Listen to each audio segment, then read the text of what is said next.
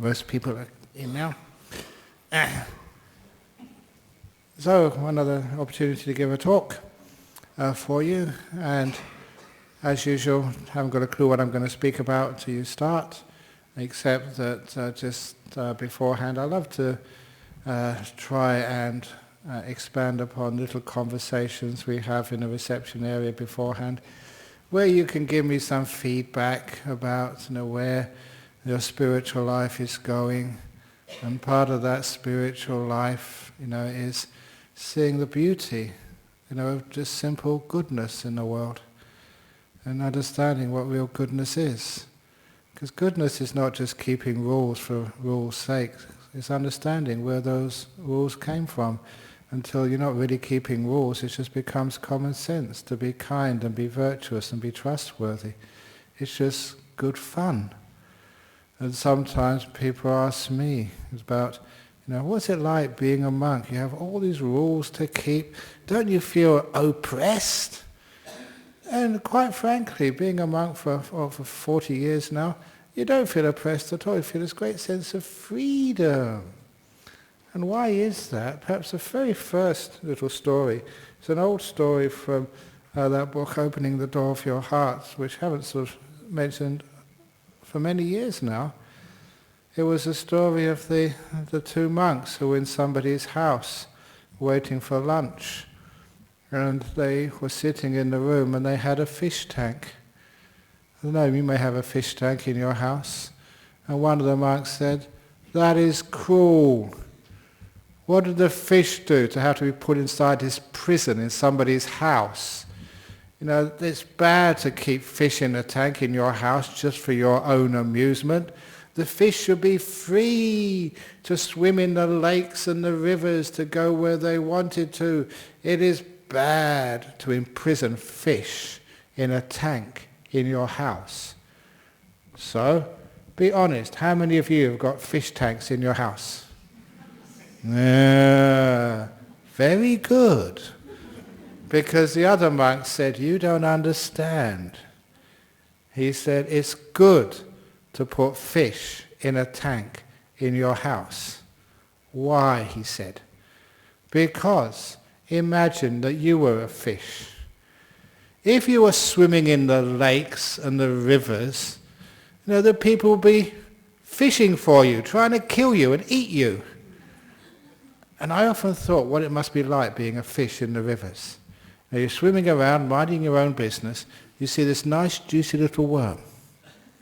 And you wonder, has it got a hook in it? Or is it a real worm? Because you've seen many of your friends, they see a worm, they take it, and suddenly they're yanked out of your existence, never to be seen again. It's like being abducted by aliens. That's what it's like to a fish. And you can imagine you've seen that so many times.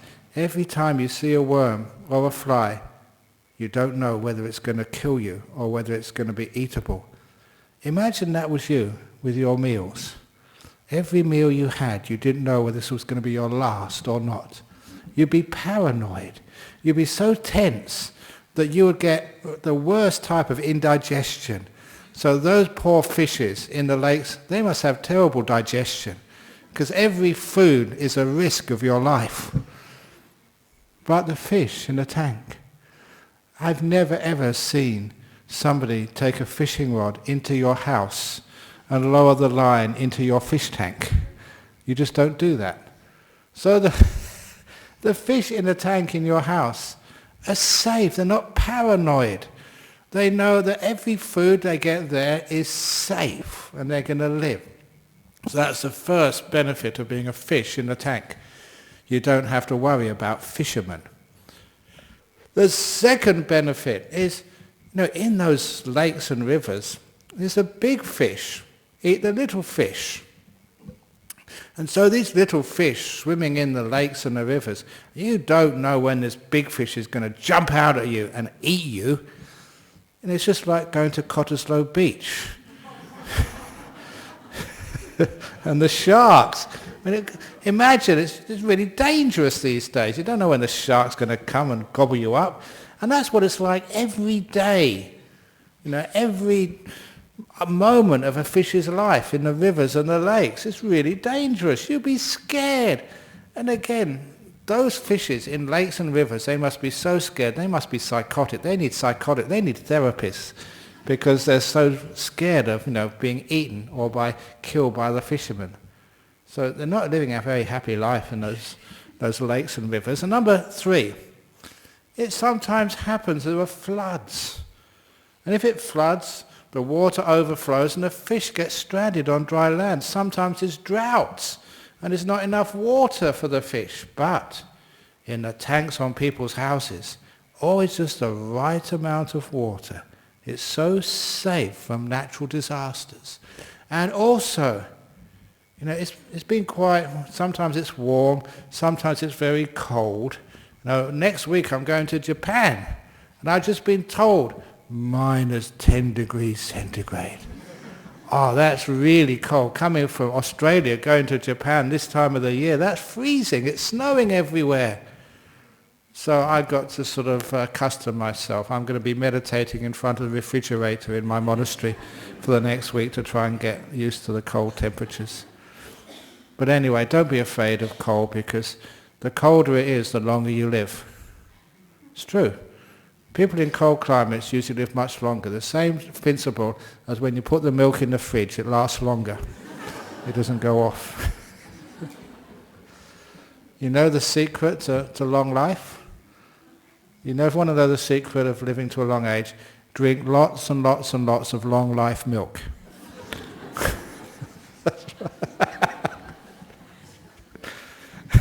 That's what it says on the packet, long life milk. Anyway, but in the lakes, it's cold, sometimes it's hot, but in the fish tanks in people's house, it's like air conditioning, a constant temperature, just what the fish like. Next, if a fish gets sick or injured in the lakes and rivers, it just got to fend for itself. But if your fish get injured in your tank, you got free health cover. You get a fish expert to come into your house, check your fish, and make sure they're healthy again. How many fish in the wild get sort of, even you don't get sort of doctors calling around these days. You've got to sort of drag yourself half dead to the hospital to get fixed up. But fish, they just swim there, and the doctor comes to see them. And of course, they never do without food. Like in the real life, sometimes they're hungry. They get, what's it called? It's like takeaway food delivered to their door 3 times a day sometimes, the fish. So the fish, said this monk, are free from so many dangers. Dangers of fishermen, dangers of bigger fish, dangers of natural disasters like floods or drought, dangers of too cold or too hot, dangers of lack of food, dangers of ill health. They're free of all those dangers. So if you were a fish, where would you like to live? When you put it that way, I want to live in a tank and get looked after. And just you can spend all your day watching all these stupid humans. That's your TV. They will entertain you. So there is something to be said of sacrificing some freedoms for greater safeties. It's true the fish can't swim where they want to, but they're free of so many possible dangers and pains and sufferings. And that's how we always look at sometimes keeping like little precepts, keeping vows of ethics. It's true that if you keep any sort of moral principles, you can't go swimming where you would like to, in the bars and pubs and brothels of Northbridge. But I guarantee you'll be free from many, many dangers if you do that. Now, there's usually, I try and tell one joke every talk, and I tried this joke out on a few people earlier, so here it comes. Sometimes I push the envelope sometimes, and this came from, he's not here, Rodney. Is Rodney here today? No, okay. He's a source of many jokes. And anyway, this was a bikie. You know these bikies, Hells Angels, Comancheros, whatever gang they belong to. And they were in the United States, the whole gang of them, cruising down the highway, looking tough, in their glasses, their big tattoos and their leathers with their patches on the back, really tough guys. And they were about to cross a bridge. And they saw there was a big group of people on the bridge, including TV cameras and state troopers. So the head of the bikies decided to stop and find out what's going on. And he found out there was a person on the bridge about to jump off, commit suicide. And the head of the bikies thought, this is a very good opportunity to give the bikies a new image of kindness, helpfulness, and be a hero for the day. The TV cameras were there. So the leader of the bikies gets off his bike, pushes his way through the crowd, right to the edge, and he sees this girl about to jump off. And he knows that everyone has been sort of trying to talk her out of it. So he tries something different. He leans over to her. And he's a really tough, good-looking, macho guy. And she leans over to him. He leans over a bit closer. She comes closer. And they kiss. And the TV cameras are rolling and people are clapping. Yeah, good one, Bikey. And they kiss for about 5 minutes. Really passionate. And people are cheering. They really underestimated these bikies. These were people who trying to help out others in depression and suicidal. What a great person this is. And when they finished the kiss and they smiled at each other, the leader of the bikies said, wow, that was some kiss. Please tell me, why is someone as beautiful and can kiss like that? Why are you trying to commit suicide? And the answer comes, because my parents do not like me wearing girls' clothes.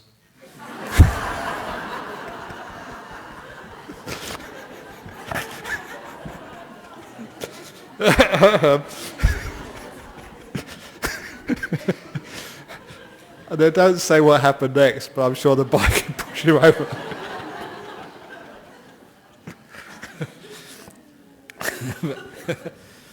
But anyway, I don't know where that fits in, but it's a funny joke. And all of you think that's a terrible joke, that's a bad joke. I bet you that you're going to go and tell it to your friends later on tonight or tomorrow. But anyway, let's go back to the being good. If you put yourself a little barriers around yourself, yeah, it is true, you miss out on some things, but you gain so much more. And that's one of the lovely things. We were talking earlier about sort of, little things like stealing. Yeah, we all know that we don't go stealing sort of from each other, but we do steal from each other in the sense, don't pay the taxes. So when it comes to the time of putting in our tax return, and I read about this because I was reading about the G20 summit over in Brisbane, and there's all these incredibly big, wealthy companies who are not paying tax in the places they do business. That's stealing. Yeah, it's not against the law, but it is unethical. I think we all know, and it's because companies and other people don't pay tax, it means you guys have to pay more tax, which is not really fair. It is stealing from you. And so that is something which is really unethical. But why do people do that? I think one of the reasons they do that is because as far as ethics is concerned, they think it's just in their head, but it's not, it's in the heart. This is one of the reasons or the ways I find out, myself, what's good and what's bad. People ask me these very tough questions sometimes, these ethical dilemmas, and they come to the monks to try and sort it out for them. You know what I do? When you give me a question like that, I feel it in here. Does that feel right? Does that feel bad? Is that really cruel? Is that beautiful? When I feel it in here, this is much more trustworthy than all of the thinking and the logic and even the books. You feel this is right or this is wrong.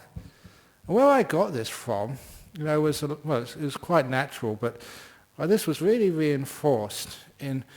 I never saw this, but people told me about it because I don't watch the TV. But there was a documentary done some years ago, and because I'm in my 60s now, one of the biggest events or biggest things which happened in my youth was the Vietnam War. I saw many friends. The friends I met in Thailand, they were in the Vietnam War. There were soldiers there, and they got so fed up with the war, they went over to Thailand, became monks. And these are the people I grew up with, so it's very close to me. And I do remember that one of the terrible war crimes during that war was called the My Lai massacre. And that was when a group of US troops were ordered to go into a village in Vietnam and kill every man, woman and child. And that was the order. It was wartime. And this documentary, this very innovative, not innovative, but very sort of resourceful producer, decided to try and track down as many of those soldiers he could find 25 years later to find out how they were, whether there was any karmic effect of having followed that order and got into that village and killed women and children as well as men. And they found many of those soldiers, and nearly all of them were alcoholics, addicted to drugs, had no meaningful relationships with other people. They were socially and psychologically really messed up big time because of what they did. But apparently in all these documentaries there's always one or two who are different, who stood out. And one of these was this African American soldier who wasn't on drugs or alcohol, had a partner, very happy kids, and just having a happy life. And they wanted to find out why. And the reason was that he was, I think, one of only 2 soldiers who refused to go in. And they asked him, said, what happened after he refused? He said, I was put in military jail for about 3 or 4 years, which is really tough, those military jails. He said, but did you know that was what was going to happen? He said, I knew the consequences of refusing an order. Well, how could you do that? And he said he was a very simple guy in some ghetto somewhere in the United States. He joined the army because it was the only way he knew to get out of poverty, to get a life. He had not much education, but he said when he was given that order to go in and shoot every man, woman or child, he knew it was wrong. He said he felt it in here. And he said he just couldn't do it. Even though he knew the consequences we'd be putting in this incredibly tough jail for 3 or 4 years for refusing an order, he just could not do it. And because he believed in here rather than in his head, trying to justify things, he refused. He did spend 3 or 4 years in jail, but afterwards he was this incredibly amazing, wonderful person. He had his self-respect. He had done what he knew was good. And this is something which I ask every one of you and everybody I meet. Whenever you have a decision like that, even if it's going to hurt you, please trust what you feel in your heart. And in your heart you don't need to be a professor of ethics or philosophy at a great university. You don't need to be educated. In fact, education usually means you find all these smart reasons why you shouldn't follow your heart. But when you feel the heart, you know this will tell you more than anything else whether something is right or whether something is wrong. When I was a young schoolboy, my parents were very poor, so I didn't have much money. And I had to go on a bus every morning to school and a bus coming back again. And I thought that if the bus conductor never asked for your fare, I didn't need to pay it. And that was an extra source of income for me. But there came a time when I was about 13 or 14, I felt very bad about that. Something inside of me said that was wrong, and it was like this intuitive feeling of what was right and wrong. No one was telling me, all my friends were doing the same. But then I thought, no, that somebody's got to pay this bus driver's salary, someone's got to pay for the petrol, and I'm sort of cheating, I'm stealing. And I just made up my mind from that day onwards to always pay the fare, even when it wasn't asked. And I do remember many times at the end of the journey, I get off the bus and turn to the conductor and said, you didn't ask me for my fare, here's the fare. And he was always smiling at me for doing that. And I took that up later on in my monastic life. I was incredibly honest. And you notice that when you do follow that heart, you do the right thing, you always find benefits, you never lose out. Because I do recall going, for those of you who know the hardware store Colley and Sons, we had an account in the hardware store Colley and Sons on the Brookton Highway in Kelmscott. And we were doing a lot of building in those early days. I built most of the monastery down at Serpentine. And we got some wood from the hardware store, and it was so much wood, and there's customers behind us, so we were in a rush. And when I got the wood back to the monastery, I realized we got about $50 of wood we hadn't paid for. And it was just a mistake. So the next day I went back to the hardware store, with the driver, and said, yesterday we bought this amount of wood, can you please bill us for it? It's about $50. And I do remember the cashier just looking at me as if I was from Mars. Just staring at me for about 1 minute, and they say, please wait here. And he disappeared, and I was wondering what he was going to do. And he came down, he said, I just talked with the manager. You now have a builder's account with our company, and you have 10% discount on everything you buy. And it only sort of cost us $50, to be honest. And we saved about $500 or $1,000 over the years buying from that place, simply because we were honest. And they knew that we were honest, and they wanted to acknowledge our honesty by giving a builder's discount. The builder's discount only goes for people in the trade. We were just monks. So that it's amazing what you can get when you're honest like that. And it also made me feel so happy that we could be trusted. And I remember in another hardware store, with all these builders and bricklayers and plumbers waiting in line, and I just needed to look at a sample of some, I think, Laminex, and it has this big folder, and I couldn't find a place to open it, so I was moving around trying to find some space, and I found some space behind the counter, and I put the Laminex book down, and it was one of these cash registers, with this very sensitive press buttons. And I must have pressed the right button, because as soon as I pressed it, it went ding, and the drawer came out with all the day's takings in front of me. Thousands of dollars. And all of the people, all the builders and bricklayers and plumbers in the shop, they stopped, were silent, they looked at me, and they told the owner, that monk is stealing. And to all intents and purposes, it looked that way. There I was, in front of the cash register. I would press the button and the till would come right out in front of me. But we've been doing business at that shop for such a long time.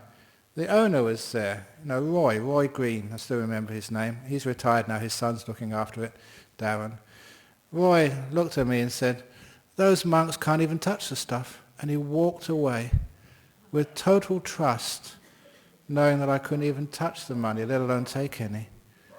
And that really made my heart very warm. When there's that sort of trust, when you do a little mistake like that, people trust you so much that you are honest, that they don't have to worry about you. They can go and do their business.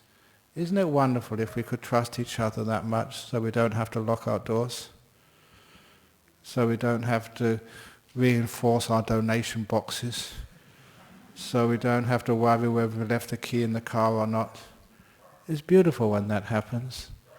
And sometimes we've lost that, but it's easy to regain it again when we have this beautiful sense of trusting one another, because we know, good people, we won't steal. We won't take what's not ours. Why? Because I don't want you to take what's mine, so you don't take what's yours. And that way we can have this beautiful sense of trusting. And it takes so many worries away. It's amazing just how much we have to pay for insurance just because we can't trust each other, and how we doubt one another. And that's not a very nice place to live. So you find out that taking something which isn't yours, it doesn't feel right. It's not good. And you feel that in here. And number two is just taking. That is not the meaning of life. Everybody knows that if you take something, you don't get much happiness. But if you give it to somebody else, you get so much more happiness. The old psychology test, giving students $10 each. Half the students go and spend it on yourself. The other half of the students go and give it to some charity, or go and help some poor person or a kid, give them an ice cream, whatever it is. And come back afterwards, give them a psychology test to see which gets the best happiness. And it always occurs that if you have $10 and you give it to somebody else who really needs it, you get so much more happiness than spending it on yourself all the time. And I know that as a monk. I don't have $10, but there's other things which I have. This was yesterday. Yesterday we had an ice cream, I gave it to somebody else instead of eating it myself because they dropped their ice cream on the floor. No, that was my ice cream. It was a nice Magnum ice cream, and I looked at it and it was nice and I just wanted it, but I gave it to somebody else. And I got so much more happiness than eating it myself. Look at me, I've got enough in here. Just share it with somebody else. And have you ever done that? And you get great happiness. It's so easy and so cheap, and it makes life so much more beautiful when you share things with other people. I still recall, I think I'd said this story, but it comes up because I go traveling so much. And I was going through Changi Airport once, and I saw this poor Western lady trying to get some rest. I know what it's like when you've been over an all-night flight, and you feel really terrible. You just want to get a few hours of sleep before you get your connecting flight. And she was on some sort of couch trying to get some shut-eye, moving all over the place. And I had eye shades, from the aircraft. And I got out the eye shades. She didn't know me. I didn't know her. I said, "Have some eye shades, ma'am." And she looked at me and gave me this beautiful smile so she could put on the eye shades and have a rest and have some sleep. I remember that. It gives me so much happiness. You help someone. I had the eye shades in my bag. I can get some more later on. So it's nice sharing and giving to people. That makes you feel good. You feel it in here. And every time you're kind like that, you give, you don't take. Every time you're trustworthy, it makes just such a great difference to your life. One of the other little anecdotes I recall was when, here's lots of little anecdotes. It's nice to say anecdotes because it brings these theories to life. You may not know this, but before I became a monk, not only did I have green velvet trousers, long hair, I had a motorbike. And I was going to become a monk.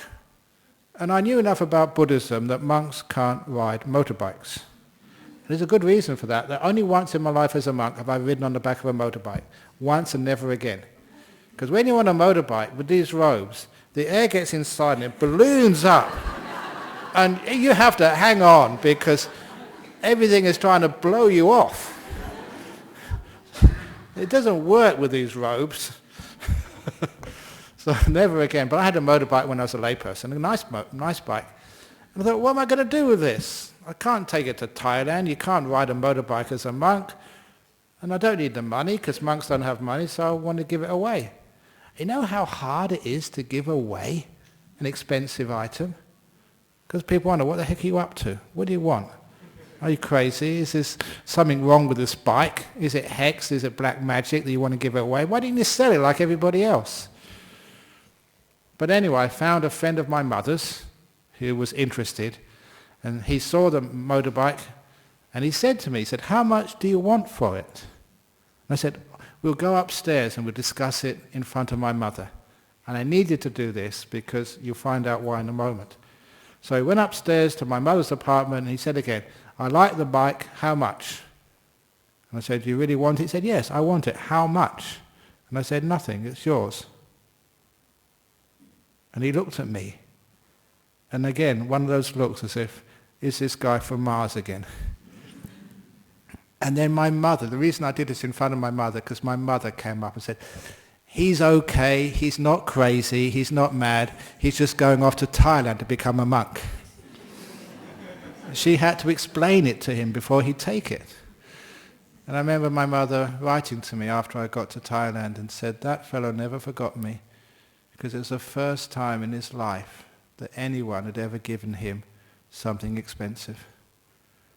And that just blew his mind. There was an act of kindness there. That the world was not just all about money and buying things. It was about something much more of kindness and giving and sharing. It was easy for me because I didn't need it. And it was wonderful joy being able to give to somebody something that they needed. And no money, it's yours, take it. Things like that give me so much happiness. And that's much better if I'd sold the bike and given it to some charity. No, do it charity direct and change a person's life. That's kindness, that's goodness. Now, this is just a few little things here, but you can understand what I mean. And that type of goodness, sometimes we call it giving. And we call it forgiving as well. I'll be mentioning this in a talk I gave at the retreat recently, that giving is not just making donations in the box. It's not writing out a check for some charity. It's like giving others the benefit of the doubt. It's just expanding the circle so you can get some of the people who have been cruel to you inside, instead of always keeping them outside of your lives.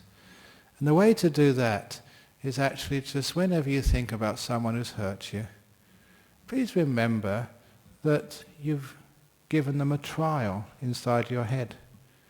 You've judged them, and you have been the prosecutor as well as the judge.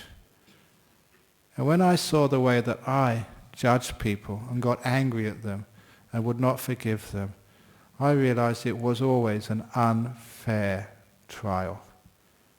I was the prosecutor, I was the judge, and there was no defense attorney.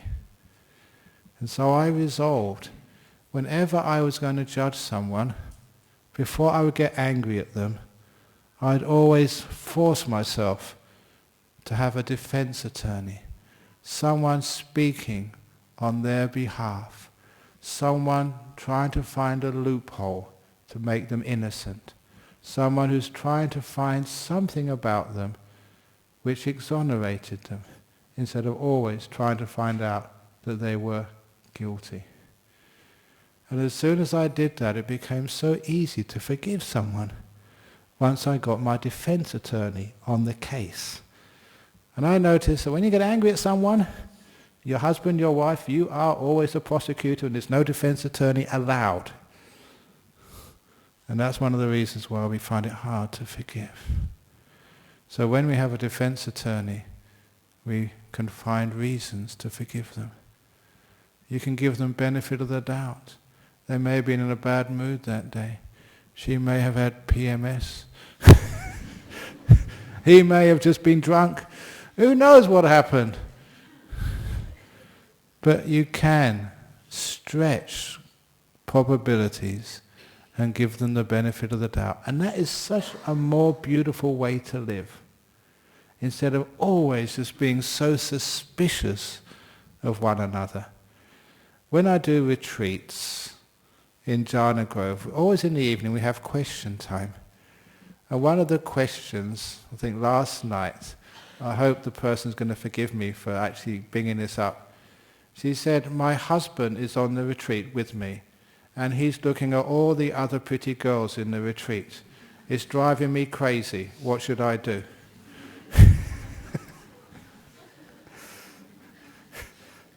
And it's simple jealousy. Well, this is what guys do. They look at pretty girls. Girls look at dresses in the shops, but you don't buy them. You can't afford them. You just look at them and just window shop, and that's okay, isn't it? Just looking, as long as you don't get your credit card out. And anyway, just you're being so suspicious of that guy. You have this prosecutor and judge. Give him a break. Just find some reason why he's doing that. He's looking at all these other beautiful girls to remind himself that no matter how beautiful they are, he's married the most beautiful of them all. Stretch the truth. It doesn't matter. You're a defense attorney. That's what defense attorneys are supposed to do. And when you stretch the truth like that, it's not really stretching it that far. It could be the case. But what it does, it means that you don't get into this terrible suspicion and negativity because you have another way of looking at people. And that feels so much nicer in the heart. You feel that is good stuff. Getting angry, what does that feel like? Being suspicious of people you live with, what does that feel like? This is where you find out what ethics are, what morality is. In here. Don't argue about it, feel it. And you will find it feels so nice to give people the benefit of the doubt. It feels so good to trust people. And even if they misuse the trust, if you're wrong, they were having affairs with every other pretty girl in the retreat. It's much better to trust, because that is very, very, very unlikely. Trust is much better. It feels much more beautiful. And what I have found in my life, myself and also with other people, is if you do trust somebody and you give them the benefit of the doubt, they usually live up to your trust. If you're suspicious, they usually live down to what you're suspicious of. Same with yourself. If you trust yourself, you usually rise to the occasion. But if you're suspicious and doubt yourself, you tend to fail. Whether that's in some test, whether that's some interview for a job, or some assignment, if you doubt yourself, you fail. If you trust, have confidence, you can do it, usually succeed. And that's exactly the same with other people. If you trust them, have confidence, they usually live up to it. If you're always suspicious and doubt and get angry, you make people worse. It's the old saying, watering flowers or watering weeds. Water flowers, flowers grow. Water weeds, the weeds grow. So you feel that inside. So what is really good and what is really bad? And the other question somebody asked me just before I came in was, again, on the ethics of euthanasia, which is another topic which comes up again and again and again. So how are you going to find that and answer that? Feel it in here. Is that right? Is that wrong? Now with euthanasia, the terrible, terrible, terrible joke, first of all, which will make you think that I need euthanasia. Euthanasia is not the problem. It's youth all over the world. Youth in Asia. So that proves that I deserve to be euthanized. So people are shaking their heads in despair. But I'm sure no matter how bad a joke that is, you will tell it to your friends later on. They always do that. So anyway, but it's one of those problems which people have. As Buddhists, we're not supposed to kill.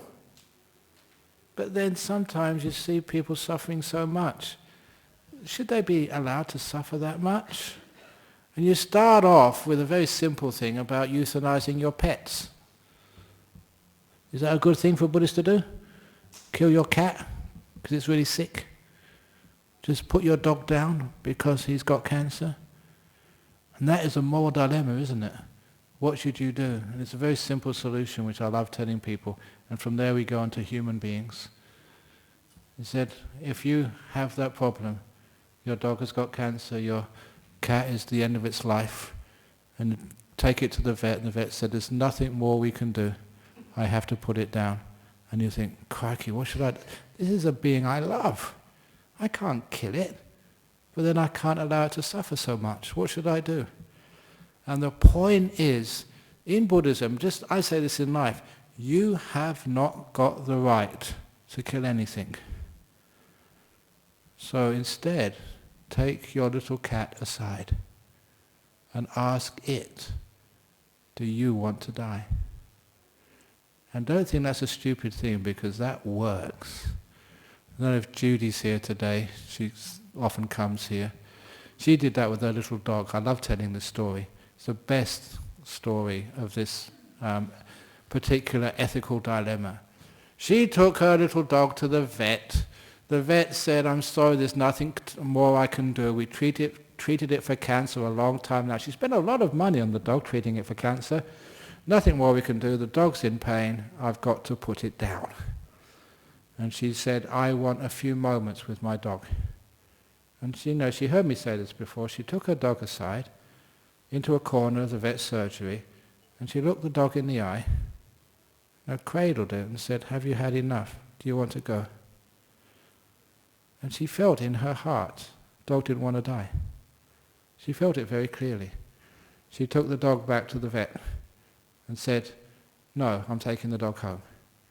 And the way she told it to me, that dog, that sort of vet said, you Buddhists, he knew she was a Buddhist, you Buddhists are so cruel. You say you're compassionate and kind, and you're condemning that dog to another few weeks of pain and misery. You terrible Buddhists.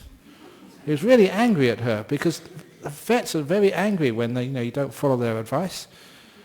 But she took the dog home, and then she told me 6 months later she took the dog back to see the vet.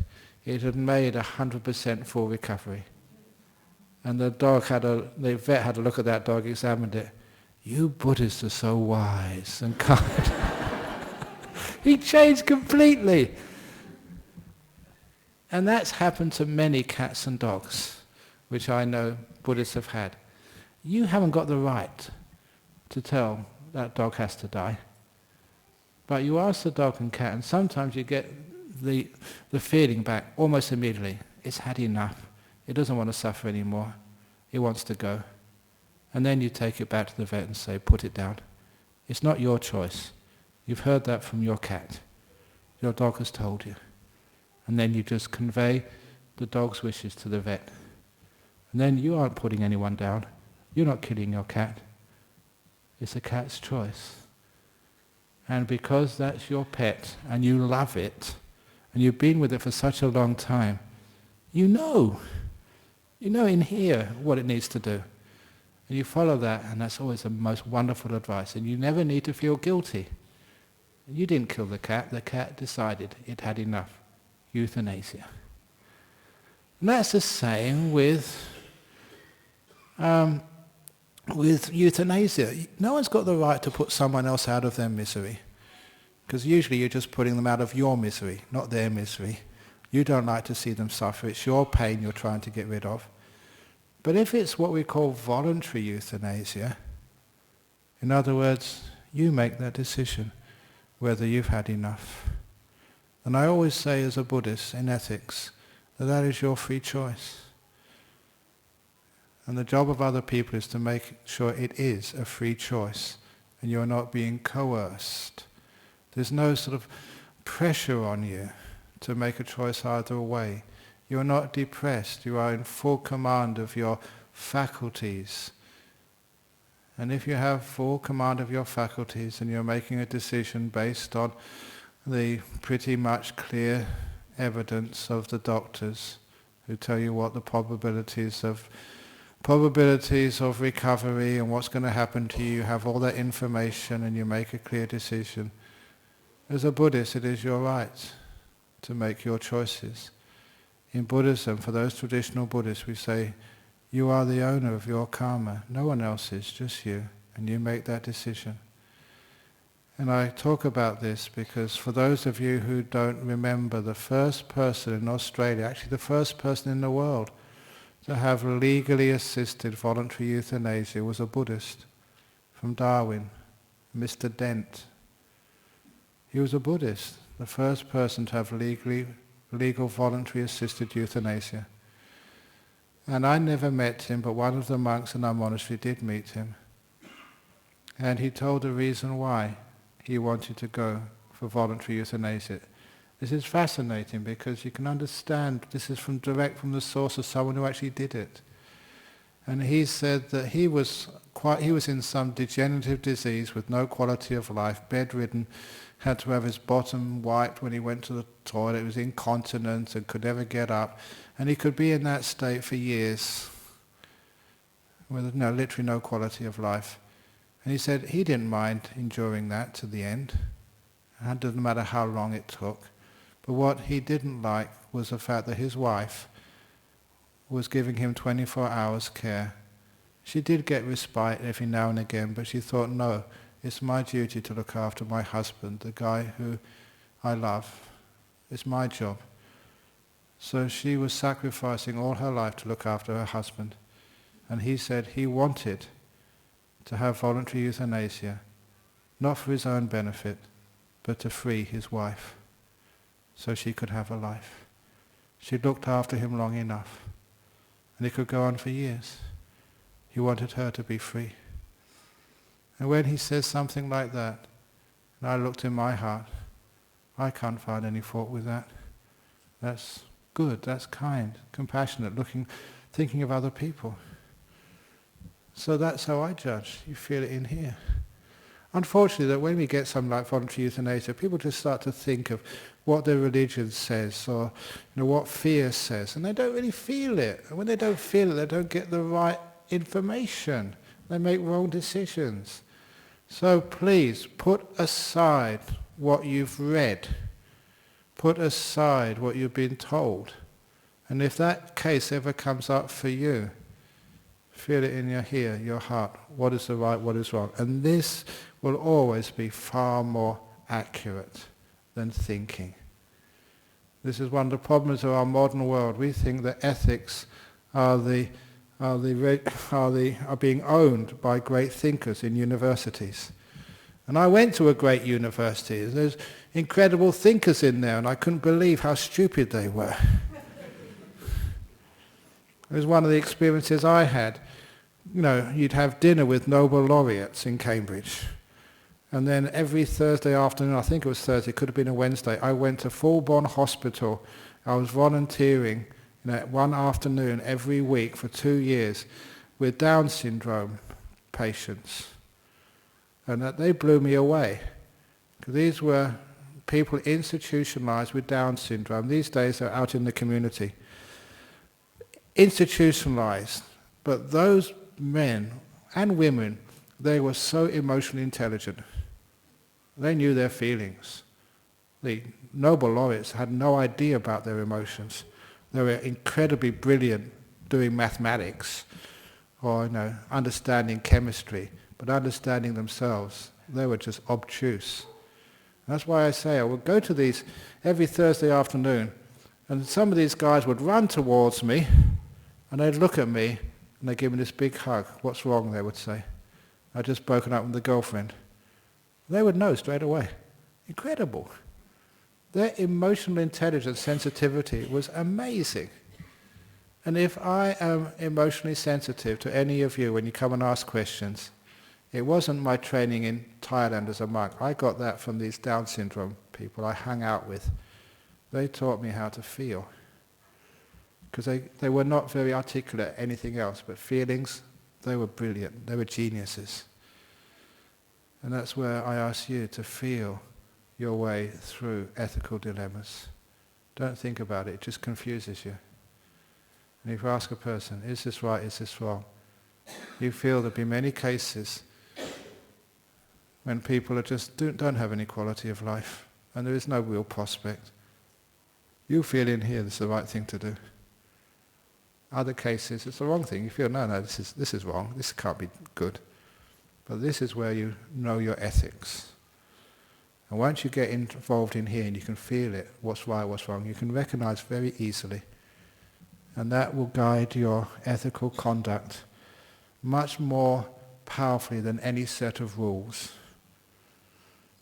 And that's where the mindfulness of the feelings in here, understanding that this is the seat of all which is good, and also you can feel what's bad. Let this be your guide. And then you will never have any problems making decisions about what to do in what for some people are very ethically challenging. For you it's obvious. You feel it, and it's right. So there we go. Thank you for listening. Sadhu, sadhu, sadhu. Very good. Okay, so now some questions from you guys.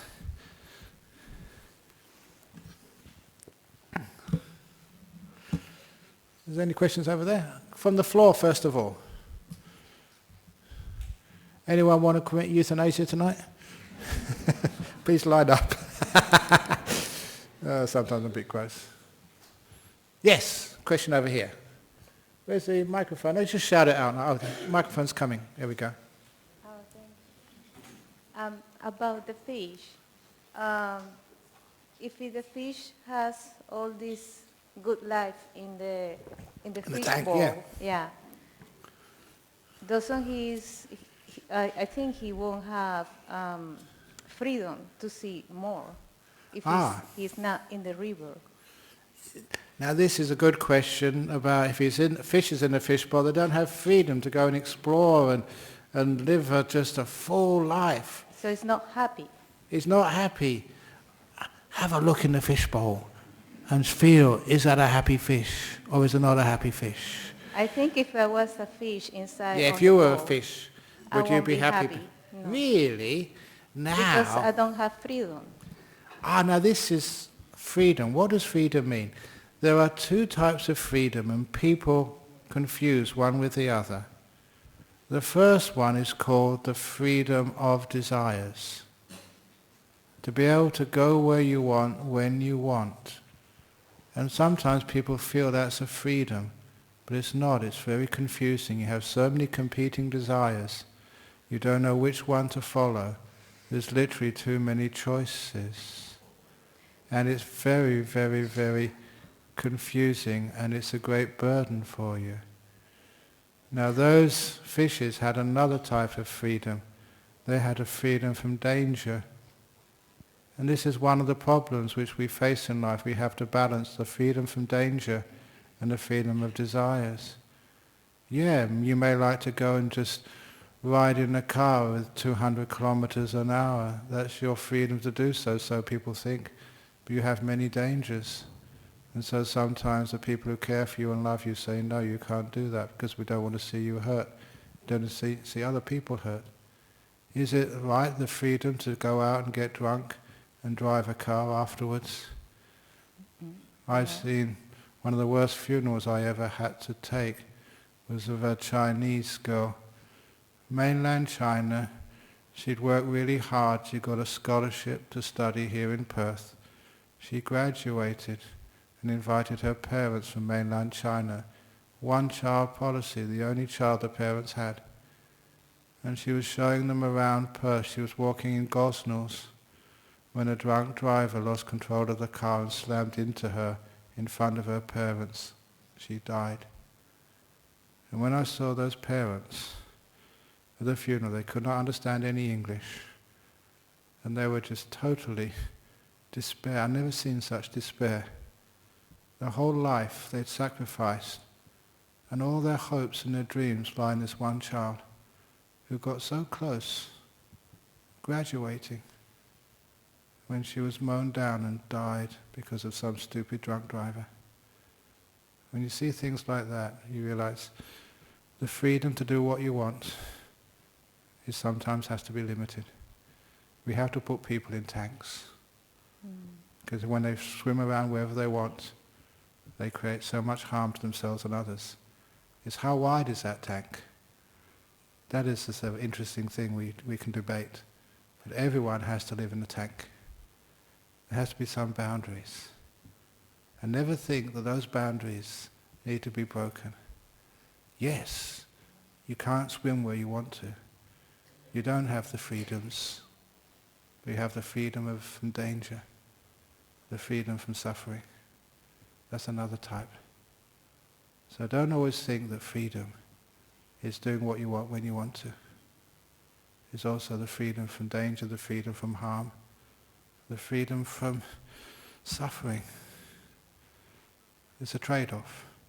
And that's what that simile of the fish tank makes very, very beautifully clear. Thank you. Okay. You're married, you have a relationship. It means the boy's in the tank. He can't go swimming the usual places. Same with you. But it's worth it. Any other questions? Anything on the internet? No questions on the internet. Any other questions from the floor? Going. Gone. Okay, great, because I'm teaching retreats. I'm going to go back to Jhana Grove afterwards. So have a wonderful evening. I'll be back again next week for another talk. All the best to you. Take care. We now pay respects to Buddha, Dhamma, Sangha.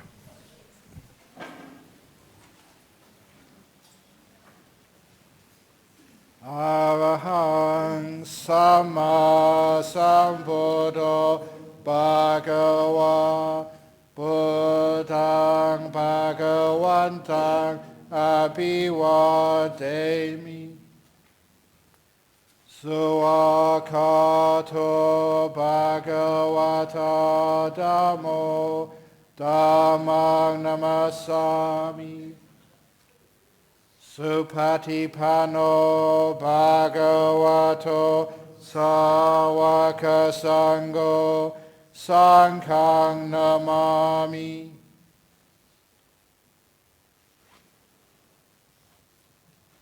Very good.